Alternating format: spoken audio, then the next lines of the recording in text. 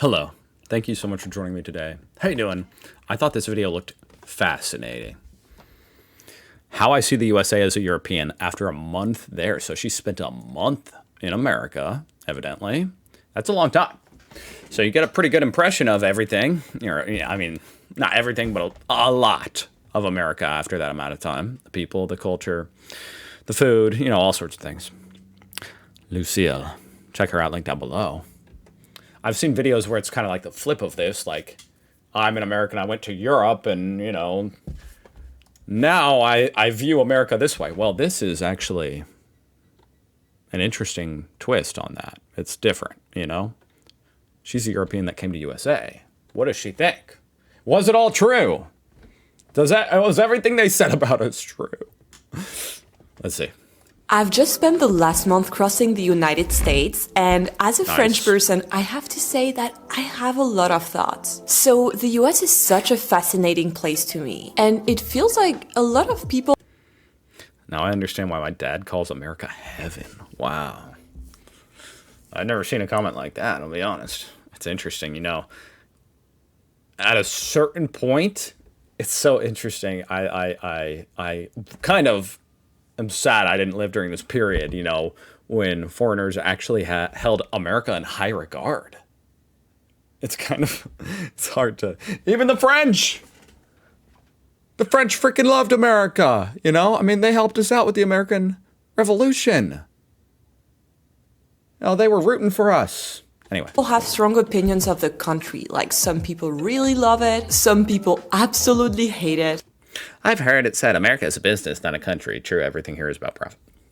And I want to give you my unique perspective as someone who once lived in the US, but has chosen to leave it for... It is kind of funny because, like, GDP, our gross domestic product, is essentially how, in America, we just, look at a country, it's like, what's the GDP?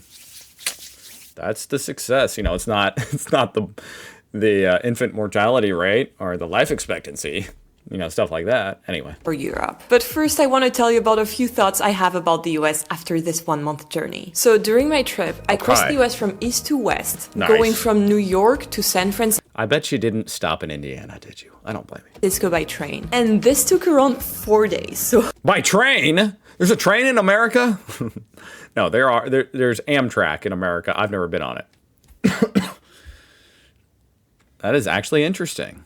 Going from New York to San Francisco by train. And this took around 4 days. So my first impression is that the US is such a massive country. Like France, where I'm from, in comparison, is roughly the size of Texas. That is kind of insane.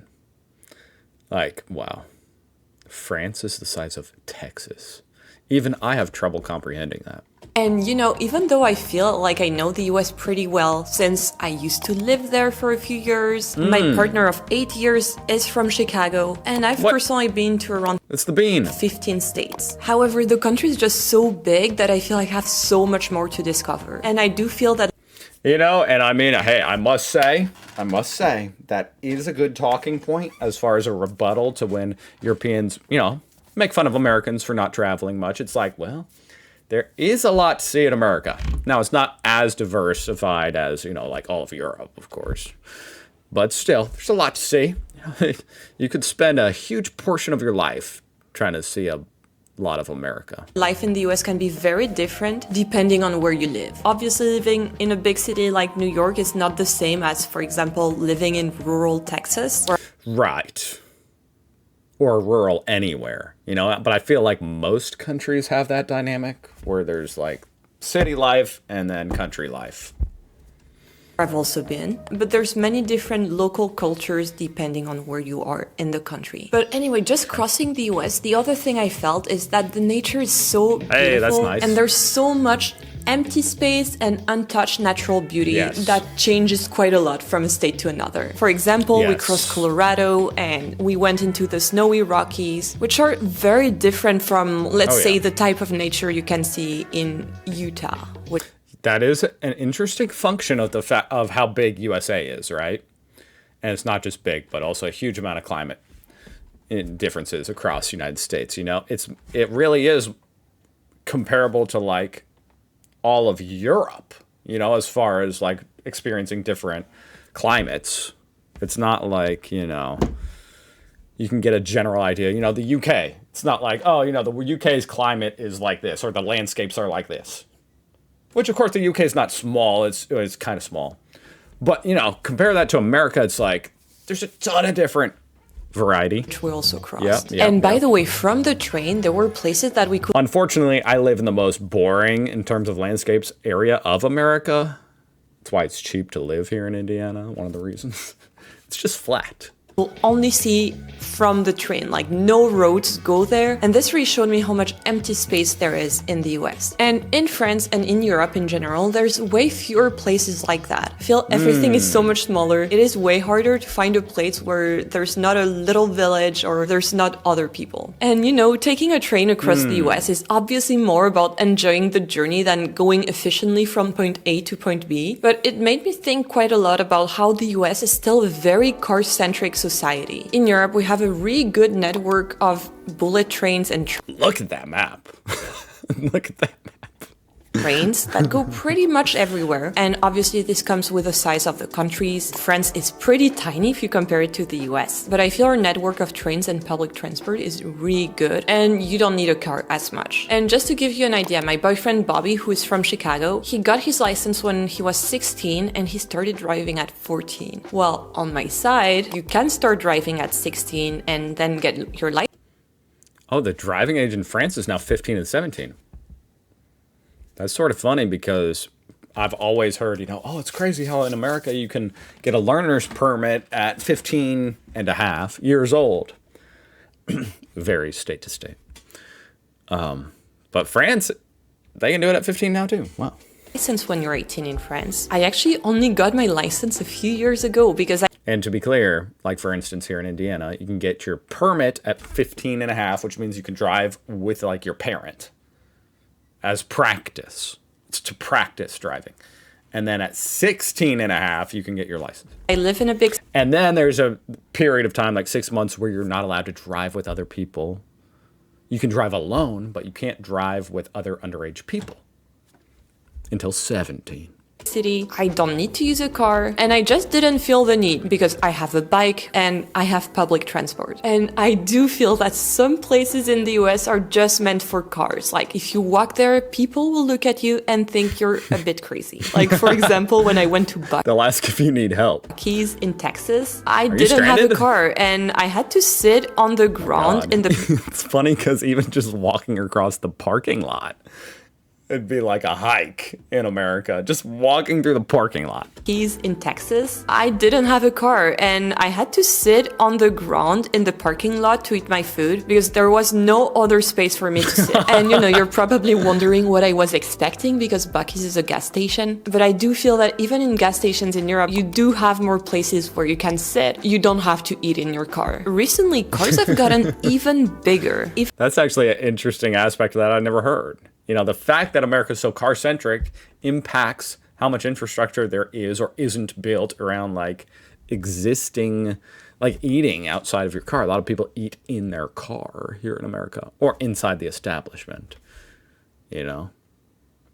But in Europe, you're outside, you're on your bike, you know, you're walking. So they have outdoor seating areas, like more of them.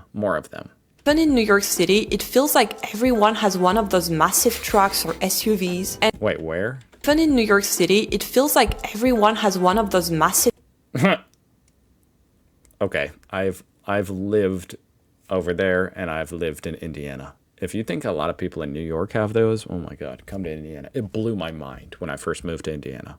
It's like 1 out of 4 cars is something like this. Trucks or... That might be a slight exaggeration, but not really. I mean, the #1 selling car is the Ford F-150, the truck, right there, that thing, right there. SUVs. And for me, as someone who likes to bike or walk, it feels a tiny bit less safe because I feel that these are so big that if they hit me, I will die on the spot. Oh yeah, you're way less safe being a pedestrian, but being in the car, you're way more safe.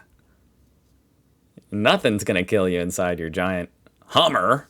At the moment, I'm currently pretty excited inside your Cybertruck about cars because we got to test a self-driving... Cybertrucks are not even popular here in America. At the moment, Total flop. I'm currently pretty Turn this up a little bit. excited about cars because we got to Let me turn this down a little bit. test a self-driving car when we were in SF. Oh, so as you Waymo. can see, there was absolutely no driver. It was just us and the car. And I can tell you that it was a bit freaky at first. But Hey, you know, this is actually an interesting intersection. I just realized this. This is like almost a combination of public transportation and car culture. And the nice thing about it is that, you know, it uses all the existing infrastructure except parking lots. You don't need as many parking lots because the Waymo doesn't need to park there and sit there, you know. It can go pick someone else up. So when we get these robotic taxis, as we've started to, when they become more prolific here in America, that will actually be an interesting turning point, right? Where, you know, it's kind of like public transportation. Kind of. it was also so fun getting to try an absolutely new thing. And that's overall something. Of course, you can take a taxi right now, but the point is when nobody's in there, you're not having to pay for labor and it's way cheaper. You understand what I'm saying? Sorry, I don't know if I didn't make that clear. It's a total difference than like an Uber. You know, you're not paying. Nobody's taking an Uber every day because it costs $15. If it costs $1.50, then you might do it. I really love about the US is this openness people have to new ideas and innovation. Like you can rebuild your own life how you want it here. And I feel in France there's more a set way to do things. And I've personally loved this influence in my life of, you know, following your own path and trying new things. I'm glad that US still does have like that sort of culture associated with it. That does make me a little bit proud. You know, there's a lot of bullshit in America, and unfortunately, I feel like a lot of aspects like this, like the American dream, for example, have gone downhill in recent decades. But it's good to hear that some of it is still alive and well, you know? Because it's what pushed me to quit investment banking, which was the career path I studied all my life for, and instead to do what I'm doing now, which makes me so much happier. And you know, maybe one of the reasons why things are like pretty cool. that is because the US is such a diverse country that's built on immigration. If you take the example of Bobby's family, they all came to the US many, many years ago, 200 plus years ago, because they were looking for a better life for themselves. Whereas my family, on the Spanish side, my dad is Spanish, has lived in the same village for at least 10 centuries. And The same village for 10 centuries? only the younger generation started to move out. And you know, Europe as a continent is obviously very diverse. There's many literal countries that are next to each other. So a lot of people don't think too much about the US being diverse because people speak the same language and live in the same country as compared to Europe. Well, it's a different kind of diverse, right? It's a different kind of diverse. It's like if everybody in Europe was all scrambled together. That's a way different type of diverse than having a diverse countries that are separate. Where I can take a 2-hour train and be in a fully different country with a different language and a different currency. But in the US, there's actually many communities from all over the world. And one thing that surprised me at first is how important heritage is. Like, people will tell you I'm half German, I'm Italian, when they mean obviously one of their grandparents came from. You know what I must say about this? This is a funny thing, and I know we get clowned on for this a lot, and I understand. I understand why. It's because to Europeans, it just sounds ridiculous. It doesn't make any sense. In Europe, if someone says, I'm German, that means they're from Germany. It doesn't make sense if you said, I'm German, and you're like, you know, British. And someone's like, what? Aren't you British? Like, where were you born? And they're like, Britain. I've never been to Germany, but I am German. It doesn't make any sense. But here in America, I feel like I've said this a couple times, but you know, the reason people say that is because most people here, there aren't that many people that are, for example, German, because Germany's nowhere near here. So when you say, I'm German, I'm half German, nobody's confused. You know what I mean? They know what you mean. It means your ancestors, half of them, you know, on whatever side, came from Germany. So yeah, that's what people mean. And it's understood here, and I fully understand. That sounds ridiculous when, but at the same time, if I was European, I feel like you almost should take it as a compliment because people are very proud of that. You know, they think it's cool. And there's something cool about it. It's like, you know, I'm half Hungarian and half Italian. And it's like, you know, that's cool. It's like, whoa, cool. So, yeah, I mean, yeah, for what it's worth. And I'm Italian when they mean, obviously, one of their grandparents came from one of these countries. And one thing that actually shocked me is that people will actually ask you directly about your ethnicity. Like, people will ask you, what is your ethnicity? In France, this is such a big no-no. Ethnic statistics actually were forbidden after World War II. So you can't... Oh, interesting.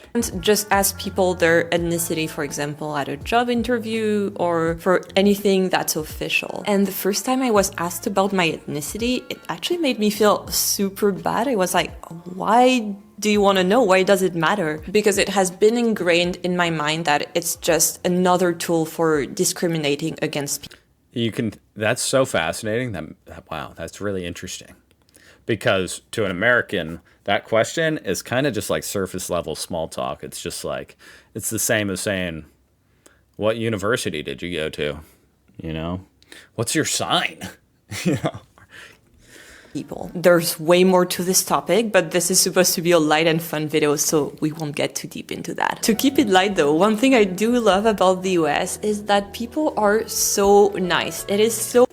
I mean, she says one thing I do love, but actually this video has been very nice. You know, usually I'm reacting to stuff of how terrible the US is, which is fun. It's fun to react to that. Well, you know, I don't know if it's fun, but it's interesting. This is a change up for me, guys. I don't know what to do. I'm like...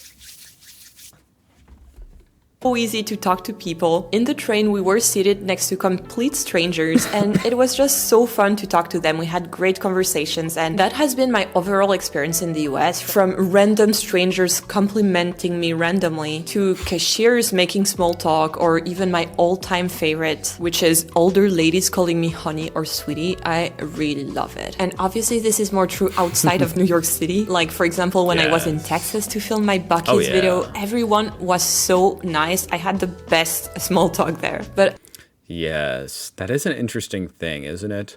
Because it's so true. You know, in the South and in the Midwest, there's a lot of Southern hospitality and a lot of kind people.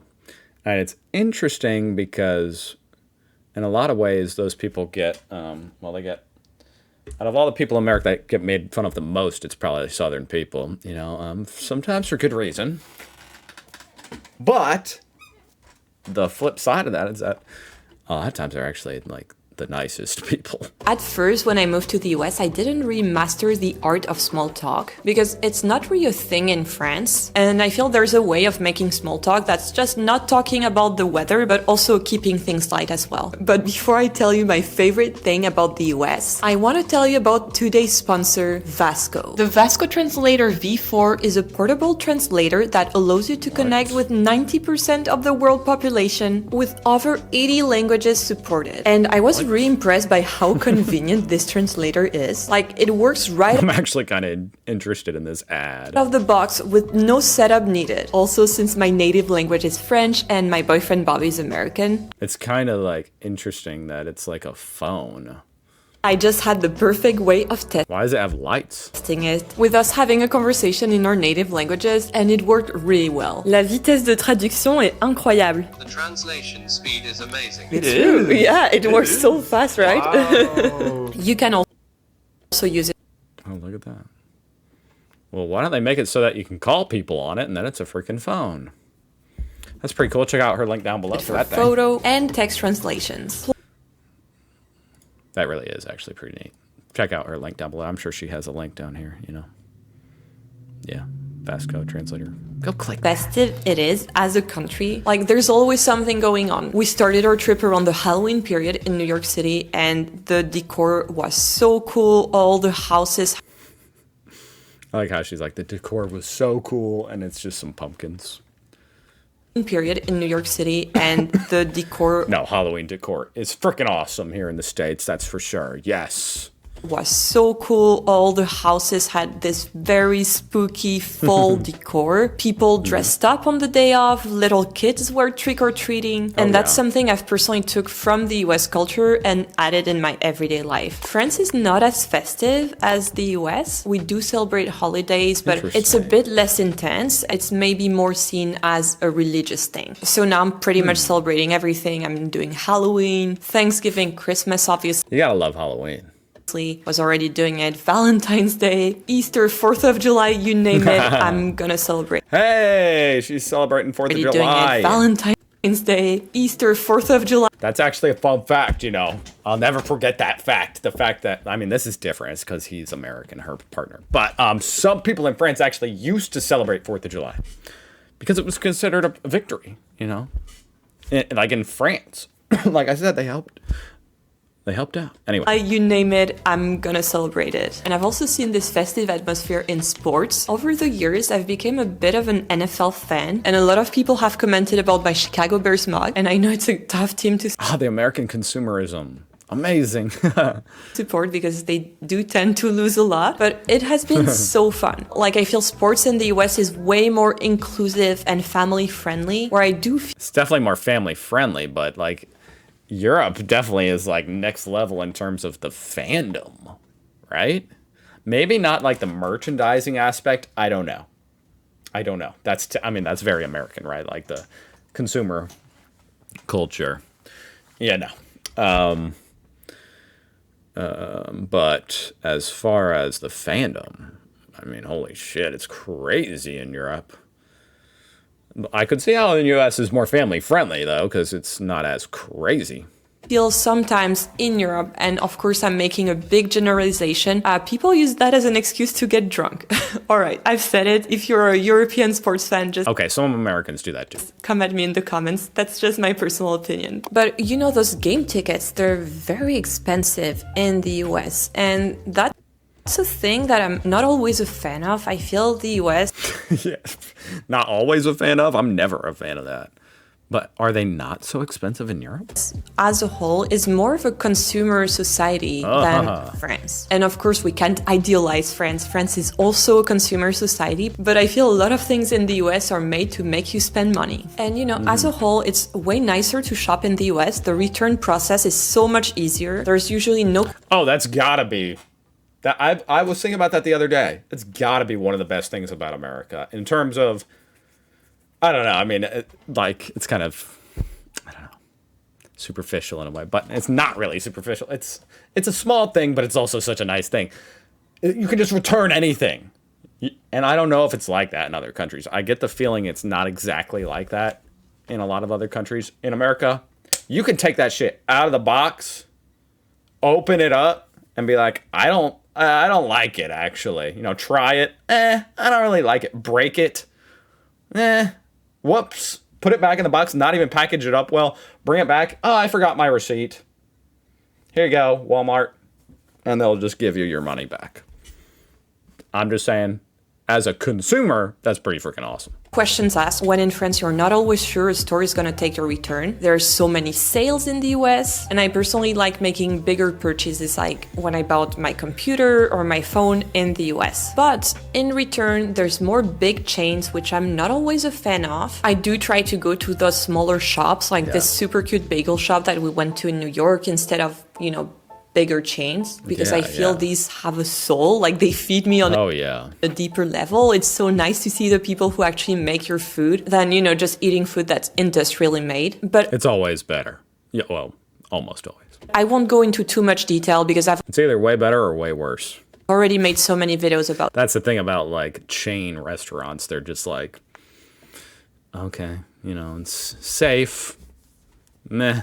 Food. Obviously, people have bigger houses than in France, and people tend to shop more for stuff, always getting the newer thing, newer car, newer clothes, phones, and so on. And you can really see that at thrift shops in the US. When I thrift, there's always stuff from that season that's also being sold in shops right now, or from just a few seasons ago, whereas in France, in thrift shops, you can find stuff that's way older. The other Well, I mean, that's actually got its own charm to it. That's pretty cool. But yeah, it is interesting, huh?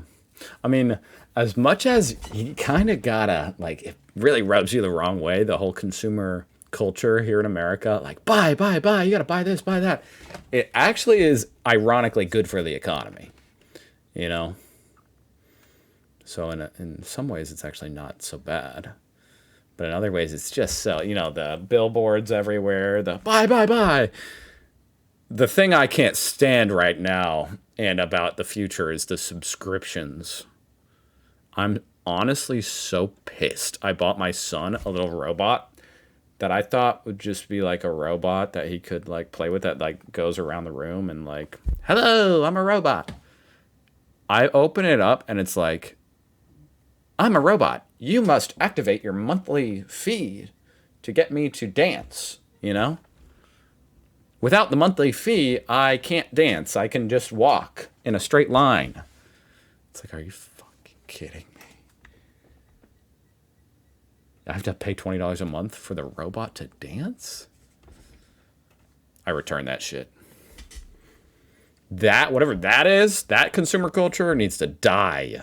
Another thing that kind of surprised me is the cult of credit cards. People love like having credit card points and talking about credit cards. I do feel while points are great, there's still money that you have to spend, and credit card debt is more of an issue in the US than in France.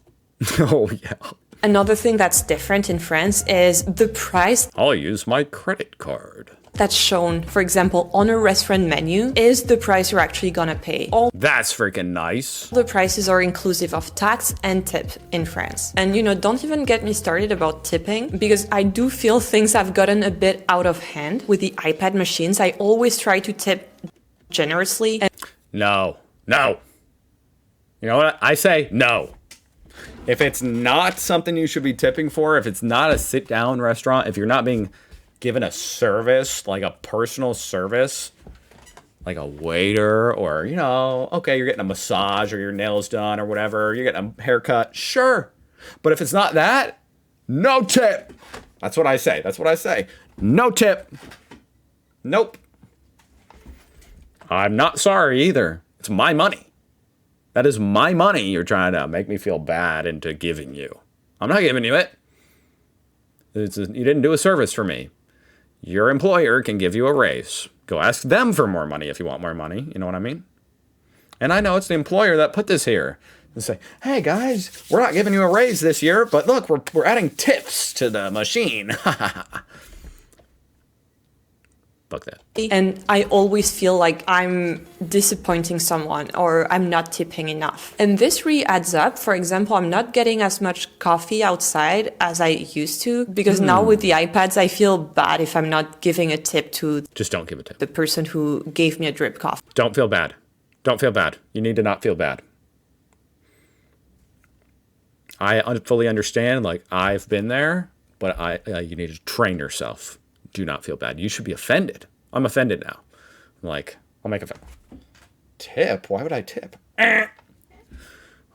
Anyways, I had promised you to tell you a bit more about why I left the US and if I would. We tip enough as it is in America. That's the thing. We are already tipping 20% on our, every time we eat out. If you get a waiter. Ever return. And the main reason why I don't live in the US is because when I was living in New York City, my visa was tied to my employment in investment banking. And when I became self-employed, I could only visit the US and not work there. So it was just easier to leave. At the moment, in any case, I would not qualify to be a permanent resident because I am not anywhere more than 6 months a year. Obviously, there's more to that, so feel free to leave a comment if you're really into immigration stuff. But if I had to go back, I would definitely want to be close to friends or family. So New York City, where I've lived, I have a lot of friends there. It has always felt like home to me. And I also love Chicago, where Bobby's from. We also have a lot of friends there, and it's always fun to visit and go back. But I wouldn't be against trying another US state. During my travels, my two favorite US states were Colorado for the nature and also Texas for the people and the food. As much That's valid.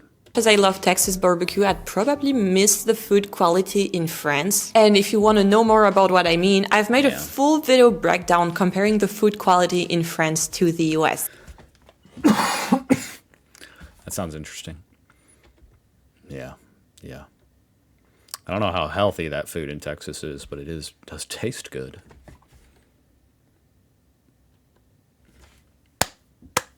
Wow. Wow.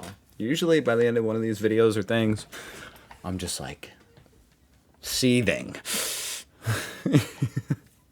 Or I'm depressed or something. That actually that was kind of nice. I'm not going to lie. That was kind of nice. Thank you for watching. I'll see you guys tomorrow.